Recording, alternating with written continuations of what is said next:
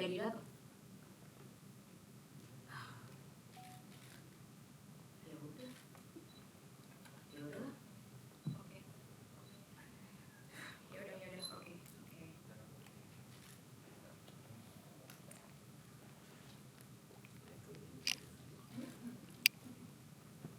Teman saya perempuan nggak jadi datang karena udah jam 10 malam.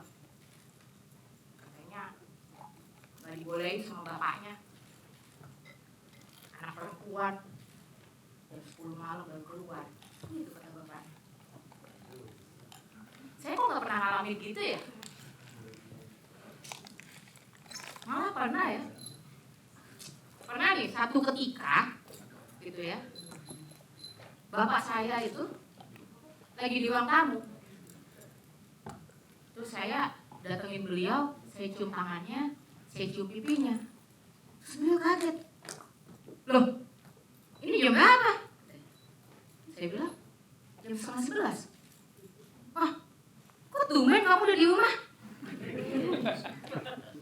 Saya bilang, enak aja, ini baru mau berangkat. Oh ya pantas. Iya, bapak saya ajaib. Gak kayak bapak teman-teman saya yang lain. Bapak saya tuh ada fotonya di tempat kerja. Oh itu dia kerja di sana. Fotonya pakai celana pendek. Saya tunjukin fotonya ke teman-teman saya yang nggak kenal bapak saya, orang luar gitu. Dia bilang, bapak kamu kerja bagian apa di sana? Pakai celana pendek. Iya lah.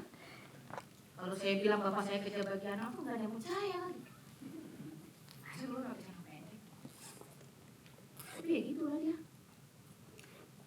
Kata orang, tapi dipuji-puji. Keluar pakai celana pendek. Kata orang bahkan ada seorang penyair yang terkenal banget, dia malah ngomong, oh itu karena beliau sudah melepaskan baju kebesarannya. Gitu katanya. Saya nggak tahu beneran apa enggak, beneran karena beliau sudah melepaskan baju kebesarannya atau karena lupa aja tadi naruh celananya di mana. Tapi saya nggak tahu juga. Beliau emang kayak gitu. Banyak yang bilang, oh itu tanda zuhud, tanda kezuhudan.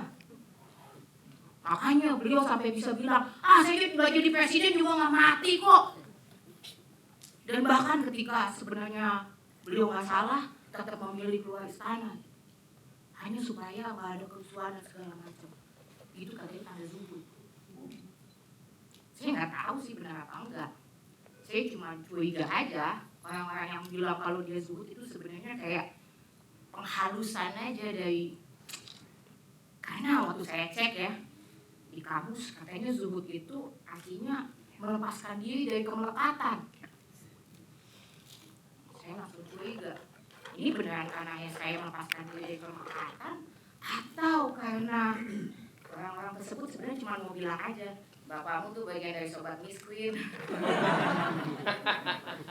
Saya nggak tahu ya. Tapi itu udah terjadi. Bapak saya seringkali kayak gitu. Dan saya nggak ngerti juga kenapa dia itu suka banget ya milih jalur-jalur kayak gitu, jalur-jalur yang susah, bokek. Saya juga nggak ngerti. Jujur ya, saya tuh ngerasa ditipu loh sama Tuhan. Saya tuh bener, saya ngerasa dulu nih ya, sebelum saya kemudian dimasukkan ke dalam rahim ibu saya percaya kayaknya waktu saya ditanya sama Tuhan, kamu mau gak jadi anak presiden? Terus saya otomatis dong langsung bilang, iya mau. Saya udah kebayang punya rekening offshore gitu kan.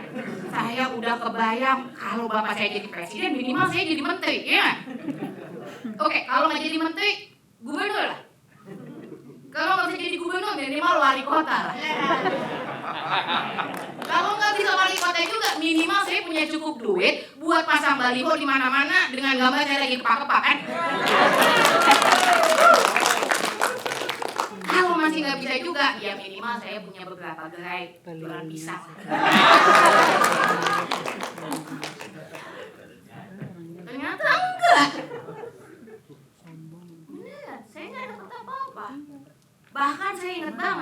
mau keluar dari istana, bapak saya bilang, kita masuk nggak bawa apa-apa, keluar nggak bawa apa-apa ya, cuman bawa barang-barang kita, karena semuanya itu dibeli pakai duit negara. Ya, saya yang saat itu lagi ngumpulin panci buat dibawa pulang. Saya taruh lagi. Boro-boro bawa pulang mobil dinas. Saya cuma bawa sepeda Polygon beli di PRJ. Kesel, saya nggak sedih prank sama Tuhan. Tapi kalau saya komplain, saya bilang sama bapak saya komplain, selalu dijawabnya pakai bercanda. Bapak saya semua komplainnya dijawab pakai bercanda. Kesel saya. Dulu ada yang komplain sama dia soal ajudannya yang dari angkatan laut. Katanya nggak bisa berenang. Terus dibilang, itu kan berbahaya, nanti kalau ada kejadian-kejadian darurat gimana? Terus bapak saya cuma jawab, itu kenapa? Ajudan saya dari angkatan udara juga nggak bisa terbang.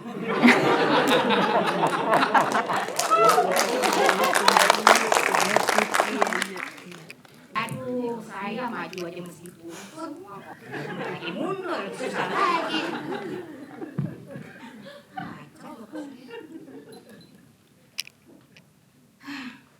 Tapi ya begitulah. Bahkan dia hobi sekali menjadikan dirinya sebagai bahan bercandaan.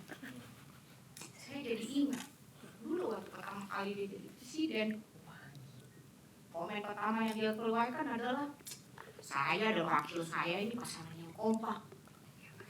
Presiden yang nggak bisa lihat, wakilnya nggak bisa ngomong.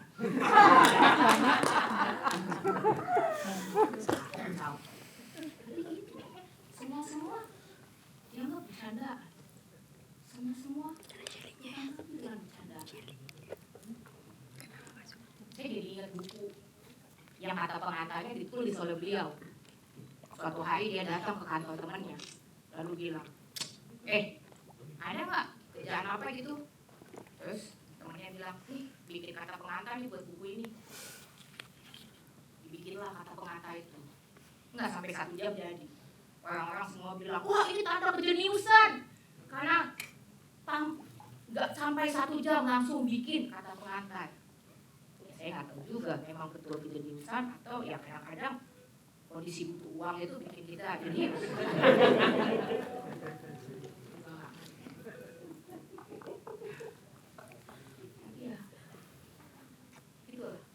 Iya, saya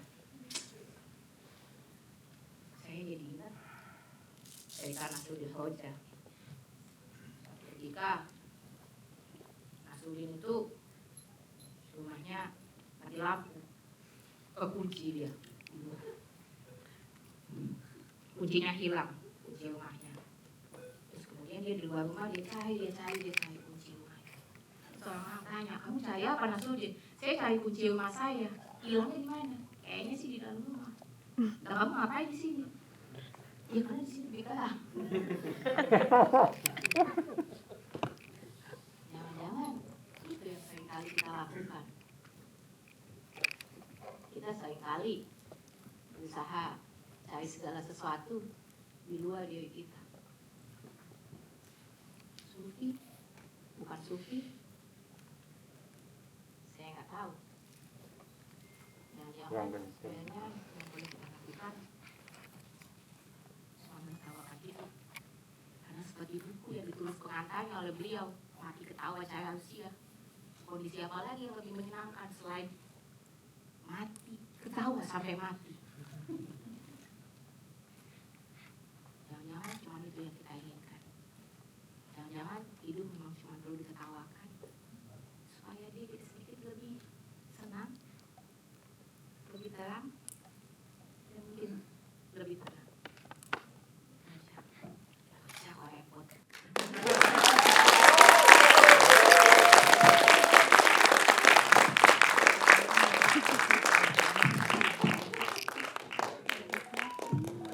Udah nih Mbak Inaya. Kurang loh. Udah kehabisan materi.